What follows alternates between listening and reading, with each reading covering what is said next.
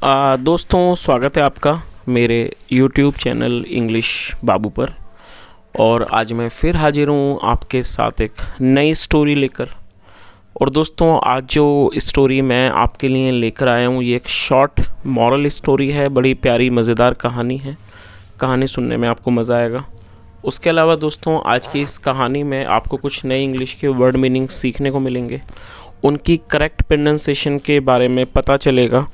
और हमेशा की तरह जो इसका ग्रामर का पार्ट है उसे बिल्कुल डिटेल में कवर करेंगे, तो एक एक स्ट्रक्चर को आप बड़ी आसानी से सीख पाएंगे।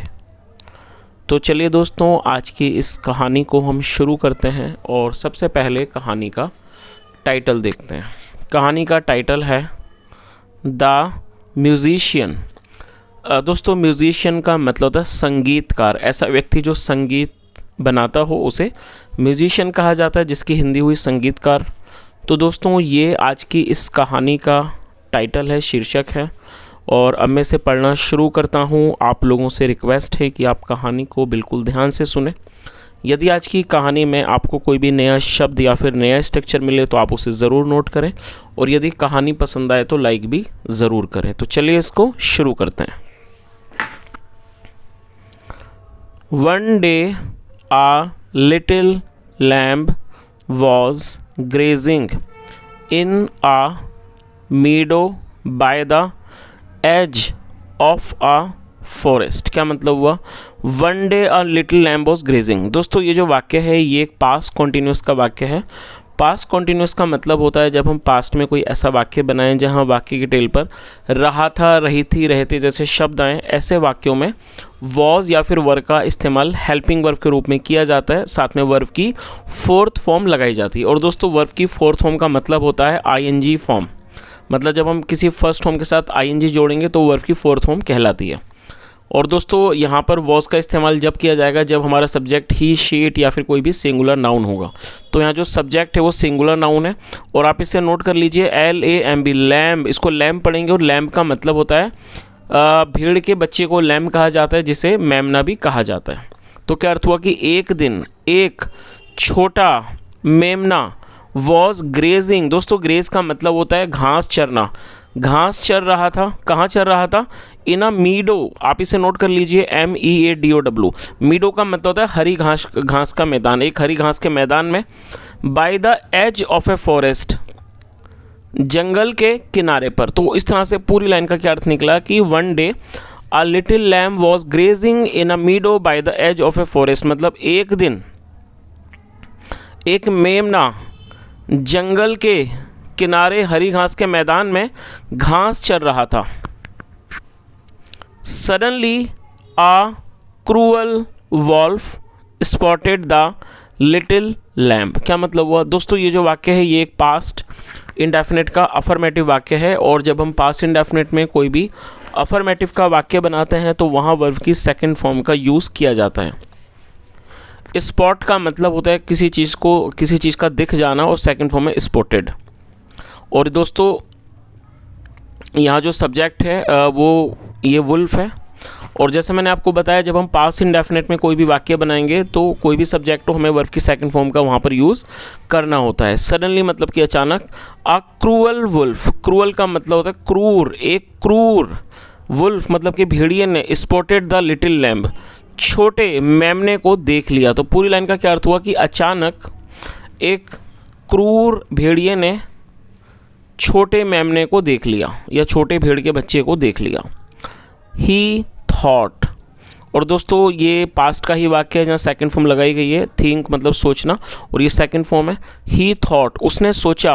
आह, इट्स माई डिनर टाइम, ये मेरे डिनर टाइम मतलब ये मेरे रात्रि भोज का समय है। I will go and get the lamb for dinner. दोस्तों, ये जो आप एपेस्ट्रॉफी के बाद जब डबल एल होता है उसको विल माना जाता है। और ये जो वाक्य है ये फ्यूचर इंडेफिनिट का वाक्य है। जब हम फ्यूचर इंडेफिनिट में वाक्य बनाएंगे तो वहाँ विल का इस्तेमाल हेल्पिंग वर्ब के रूप में किया जाता है और साथ में वर्ब की फर्स्ट फॉर्म लगाई जाती है। गेट का मतलब होता है लाना या फिर किसी चीज़ को लेना, प्राप्त करना। तो क्या अर्थ हुआ? उसने सोचा, इट्स माई डिनर टाइम, ये मेरे डिनर का समय है। आई विल गो, मैं जाऊँगा, and get the lamb for dinner, और मेमने को डिनर के लिए लाऊंगा। आगे देखिए,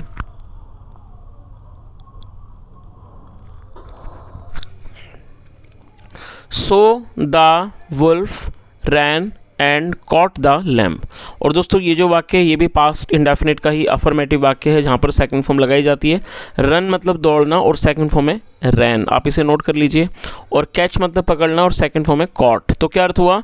सो इसलिए, द वुल्फ रैन इसलिए भेड़िया दौड़ा, एंड कॉट द लैम्प और मेमने को पकड़ लिया। आगे देखिए, just when he was about to eat it the lamb said, please grant me a last wish before you eat me up. क्या अर्थ हुआ? Just when he was about to eat. दोस्तों यहाँ वॉज अबाउट टू का use किया गया है जब हम पास्ट में कोई ऐसा वाक्य बनाएंगे जहाँ वाक्य की टेल पर वाला था, वाली थी जैसे शब्द आएंगे, तो ऐसे वाक्यों में वॉज या फिर वर अबाउट टू का यूज़ हेल्पिंग वर्ब के रूप में किया जाएगा, साथ में वर्ब की फर्स्ट फॉर्म भी लगाई जाती है।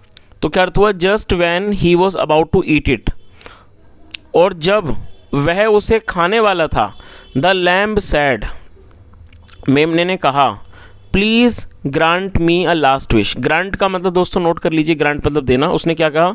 कृपया करके grant me a last wish before you eat me up, मतलब कृपया करके इससे पहले कि आप मुझे खाएं मुझे एक अंतिम इच्छा प्रदान करें, मुझे आप एक अंतिम इच्छा प्रदान करें। आगे देखिए, या कह सकते हैं मुझे आप एक अंतिम इच्छा दें। The wolf agreed and said. Agree का मतलब होता है किसी बात पर सहमत हो जाना, राज़ी हो जाना, और ये सेकंड फॉर्म है, पास्ट का ही वाक्य है। The wolf agreed and said, भेड़िया सहमत हो गया और कहा, what is your last wish. और दोस्तों ये जो वाक्य है ये एक सिंपल प्रेजेंट का वाक्य है। सिंपल प्रेजेंट का अर्थ होता है जब हम वर्तमान में कोई ऐसा वाक्य बनाएं जहाँ पर इज़ एम आर का इस्तेमाल हेल्पिंग वर्ब के रूप में किया जाए और साथ में नाउन या एडजेक्टिव को लेकर वाक्य बनाया जाता है। तो उसने क्या अर्थ हुआ कि जो वुल्फ था, भेड़िया था, वो सहमत हो गया एंड सैड और कहा, what is your last wish, तुम्हारी या कह सकते हैं आपकी अंतिम इच्छा क्या है।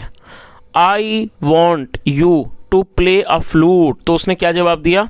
I want you to play a flute. Flute का मतलब है बांसुरी। मैं चाहता हूँ आप बांसुरी बजाएं। I want you to play a flute, मैं चाहता हूँ आप बांसुरी बजाएं। I will dance, I will dance on its tune. तो उसने क्या कहा? और ये भी फ्यूचर इंडेफिनिट का वाक्य है जहाँ पर विल का इस्तेमाल हेल्पिंग वर्ब के रूप में किया जाता है।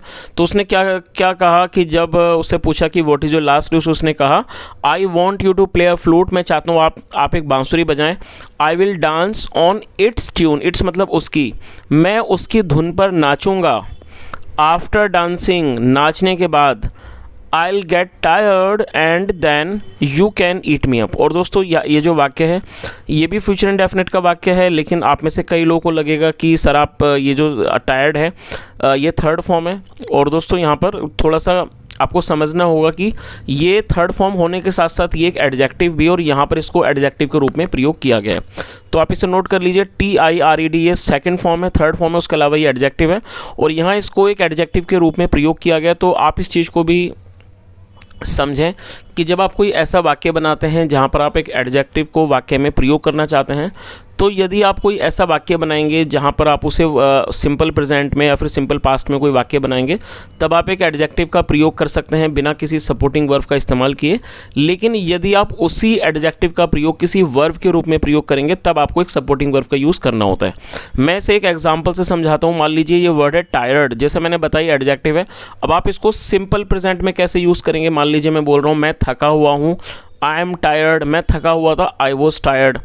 आई एम टायर्ड मतलब ये सिंपल प्रेजेंट में है और मैं थका हुआ था, आई वॉज टायर्ड हो गया। तो यहाँ पर हमने सीधा एडजेक्टिव का इस्तेमाल किया, कोई भी सपोर्टिंग वर्ब का यूज़ नहीं करा। लेकिन दोस्तों जब आप इसी शब्द का इस्तेमाल करेंगे इस एडजेक्टिव को, और आप उसे एडजेक्टिव का इस्तेमाल करते हुए आप उसको वर्ब बनाएंगे, तब आपको एक सपोर्टिंग वर्ब का यूज़ करना होगा, जैसा यहाँ पर किया गया है। तो जब आप सपोर्टिंग वर्ब का इस्तेमाल करेंगे तब आप इसको वाक्य को बना सकते हैं। तो यहाँ पर सपोर्टिंग वर्ब के रूप में गेट का प्रयोग किया गया है। तो जब आप टायर्ड को एज ए वर्ब यूज़ करेंगे तब आपको गेट का यूज़ करना होगा साथ में। तो गेट टायर्ड मतलब थक जाना। तो इस तरह से पूरी लाइन का क्या अर्थ निकला? उसने क्या कहा? आफ्टर डांसिंग मतलब कि नाचने के बाद, आई विल गेट टायर्ड, मैं थक जाऊंगा, एंड देन और फिर, you can eat me up, फिर आप मुझे खा सकते हो। चलिए आगे देखिए,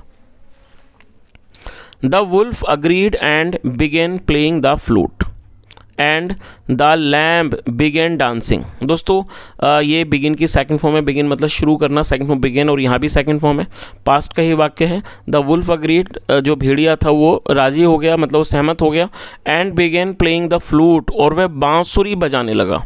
और आप इस चीज़ को ध्यान में रखें, जब आप बिगिन या स्टार्टेड का यूज़ करेंगे तब आपको फोर्थ फॉर्म लगाना है उसके बाद। तो वो बांसुरी बजाने लगा, and the lamb began dancing, और भेड़ और लैम्ब जो था, मेमना था, वो नाचने लगा। चलिए आगे देखिए। When the wolf was playing the flute, जब भेड़िया बांसुरी बजा रहा था, some shepherd dogs heard it। दोस्तों देखिए, आप इसे नोट कर लीजिए। वैसे शेफर्ड का मतलब आप ऑलरेडी शायद जानते होंगे, चरवाहे को शेफर्ड कहा जाता है। जो लोग जानवरों को, पशुओं को चराने का काम करते हैं उन्हें चरवाहा कहा जाता है हिंदी में, और गडरिया भी कहते हैं, उसे इंग्लिश में शेफर्ड कहा जाता है। और शेफर्ड डॉग्स का मतलब होता है कि इस तरह के शिकारी कुत्ते जो मतलब इन पालतू पशुओं के लिए, पालतू पशुओं की निगरानी के लिए जिनको रखा जाता है, उन्हें शेफर्ड डॉग्स कहा जाता है। और ये जो कुत्ते होते हैं वो चरवाहों की मदद करते हैं, तो इन्हें शेफर्ड डॉग कहा जाता है। तो क्या अर्थ हुआ, when the wolf was playing the flute, जब भेड़िया बांसुरी बजा रहा था, सम शेफर्ड डॉग्स, कुछ जो शिकारी कुत्ते थे, मतलब जो चरवाहे कुत्ते थे, हर्ड इट, उन्होंने इसे सुन लिया। और ये हियर की सेकंड फॉर्म है, उन्होंने सुन लिया। दे केम टू द स्पॉट, और ये भी पास्ट का वाक्य है। और दे का मतलब होता है वे या फिर वे लोग। जब सब्जेक्ट में एक से ज़्यादा लोग होंगे तो दे का यूज़ किया जाता है, जो कि एक प्लूरल नाउन है। और यहाँ हमने जैसे देखा कि यहाँ पर एक से ज़्यादा कुत्तों के बारे में बात हो रही है, तो एक प्लूरल है, इसलिए यहाँ पर दे का यूज़ किया गया है। और ये पास्ट का वाक्य है, तो सेकंड फॉर्म यहाँ लगाई गई है। दे केम, वे आए, टू द स्पॉट, स्पॉट मतलब स्थल, मतलब वह उस जगह पर आए। दे सॉ द लिटिल लैम्ब, उन्होंने छोटे मेमने को देखा। नियर द वुल्फ, भेड़िए के पास। तो पूरा क्या अर्थ हुआ, they saw the little lamb near the wolf, उन्होंने छोटे मेमने को भेड़िए के पास देखा। They attacked the wolf, attack मतलब हमला करना, सेकंड फॉर्म अटैक्ड, और यहाँ भी दे है क्योंकि प्लूरल है। दे अटैक्ड द वुल्फ, उन्होंने भेड़िए पर हमला कर दिया। The wolf ran away to save his life, जो वुल्फ था, भेड़िया था, वो दौड़ पड़ा टू सेव हिज लाइफ, अपने जीवन को बचाने के लिए। ही थॉट, उसने सोचा, what a great fool I am, कि मैं कितना बड़ा मूर्ख हूँ।